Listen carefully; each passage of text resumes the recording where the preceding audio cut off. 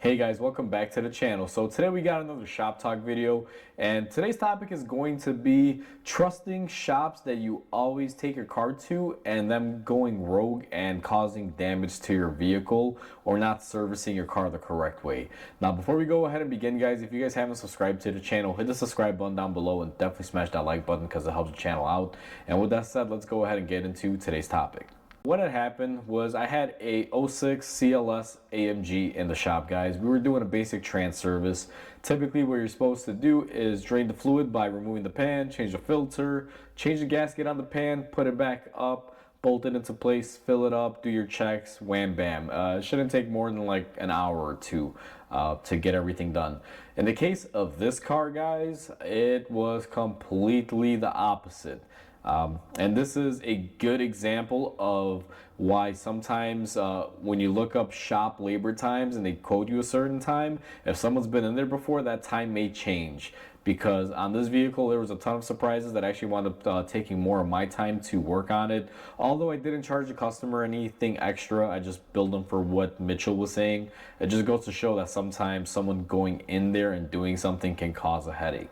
Now right next to me I got this oil pan, and this one came off of that Mercedes. Now these oil pans just have a really thick, nice rubber O-ring gasket that goes around them. That's all that's required on them. The shop that did the trans service lastly on it, because this customer takes care of this vehicle very well, he does his trans services and flushes every 40,000 miles, I believe. So he had taken it to a shop that is basically a known shop in the area that does these cars, and they do performance cars, and he had let them do the trans service on it.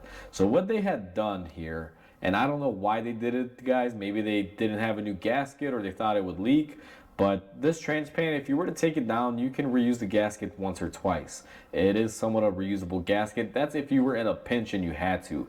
But overall, you do not use silicone on it. Or you just order a new gasket. Now, this shop, I don't know what had happened, but the customer told me he had supplied him with a new gasket for it. And they should have used it. So instead, what had happened, and I don't know if the old gasket was used or the new one, but they had taken the pan the way it is, put silicone all around the edge and on the interior part, then put the gasket on it, and then layered another coating of silicone all over it, and just went ahead and put it back on the car. They had glued the pan, and on top of gluing the pan, they had, put the hardware to hold it in place. Now, I didn't know at the time, because when I tore the pan apart to get it off, I saw that the bolts were, changed a little bit. There were a couple bolts on there, or I should say one of them, that didn't quite match. All of them are supposed to be Torx. This one was a 10 millimeter. So I was like, okay, someone's been in here. I saw the silicone smear, so I'm like, someone did something stupid. Shouldn't be horrible. Proceed to take it off.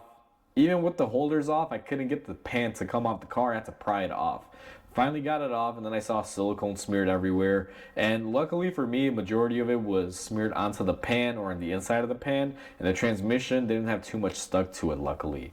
Just goes to show that they probably didn't wipe down the area, which is a good thing for me, because it made cleaning, at least of trans body, very easy compared to what it could have been. If that stuff was really stuck on there, I really had to flake away at it. But either way, take the pan off. It was smeared all over the pan. Now, we didn't plan on, buying a new pan for this car. I told the customer what had happened and the situation, and he said, okay, it is what it is. Just, get it done. We'll take care of it. So I started cleaning up the pan, and just so much silicone all over it. No matter how many times I brake cleaned it and wiped it, there would always be some flake of silicone coming out of it if you rubbed it. And I made the executive decision. I'm like, I need a new oil pan for this. So I called the customer and I tell him, hey, this is what's going on. It's your call because it's your car in the end, but I would definitely put a new oil pan on it. And he agreed, given the circumstances. He didn't want to risk damaging his car. He takes very good care of it. So he got a new pan. And I go ahead and I, proceed to put everything back together. And then it finally hit me, and it dawned upon me why they glued this pan on.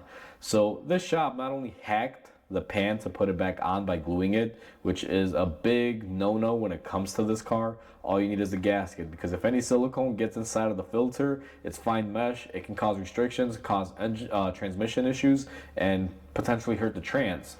So like I said, I put the pan in, I put my center bolts in to hold it up, then I put my rear bolts, and I go to put my front bolts in. My front bolts, the one that they had changed out to the 10 millimeter head, went ahead and screwed in. It was fine, not a problem. But I noticed that the threadings on there weren't really threadings. They were just kind of where the bolt makes its own threads.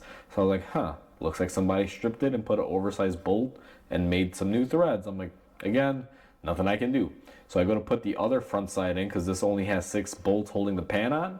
And I realized that that bolt just goes phew and stays up there. The only thing holding it was silicone.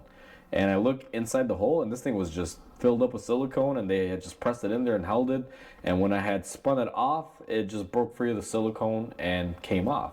So I was like, oh crap. So call the customer, get it taken care of. We fix the problem with the bolt, and we get the pan fastened on there.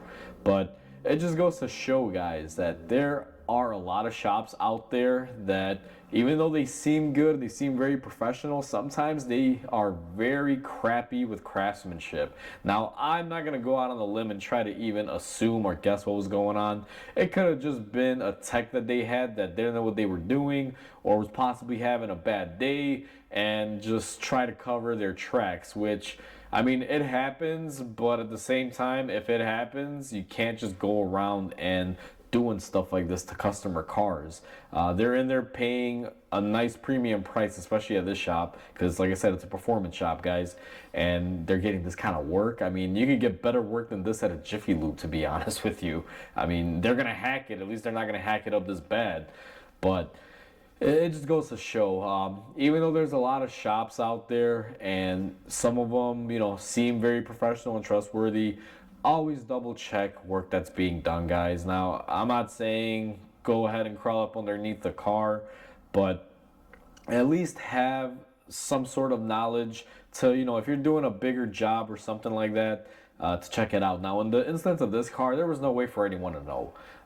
You can't really go up underneath there and see. It's one of those jobs that you got to lift up the car and really look at it. So you can't blame the customer or anything, but the shop is typically at fault here. And they're free and clear of the headache, because you could call them today and say, hey, you guys did this, and they're probably gonna be like, nope, wasn't us, or we don't care, or whatever the case might be. But when it comes down to this customer, it kind of sucks because, you know, again, if I had chosen to charge more labor time, that would have cost him more money. It did cost him more money because now he needed a new oil pan, because we couldn't, you know, reuse that. And it also cost him the headache of knowing that his transmission has been stripped of the bolt threads and it had to be remedied. You know, so it just goes to show, can't trust every shop out there that looks very trustworthy and professional.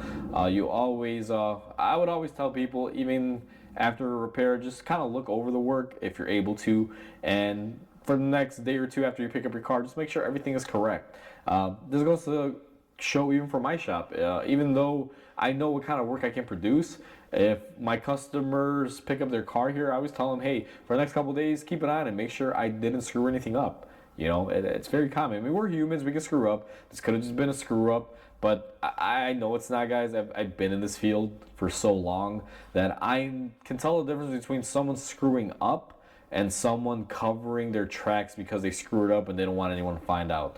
And with the amount of silicone that was used on this pan, and with what I found later to be strip bolts, it made all the sense in the world that this was just a nice cover-up job that mechanic did because he didn't want to get in trouble or lose his job, or if the shop owner did it because the customer said it could have been the shop owner, maybe they're just a hack job and they're expressing that really nice professional look out into the public, but when it comes down to the work ethic, it's just horrible. But either way, guys, always verify, double check work if you can, because like I said, this went to a really well-known premium shop around here. The customer paid a premium price last time and he got, you know, real crappy work. So just be mindful of that, guys. Always double check. So that pretty much covers this video, guys. I just wanted to throw this out there because, you know, I know these stories are interesting to you guys. So with that said, if you guys enjoyed this video, please comment, like, and subscribe. Definitely helps the channel grow. I hope you guys have a wonderful day, and I'll catch you guys on the next video.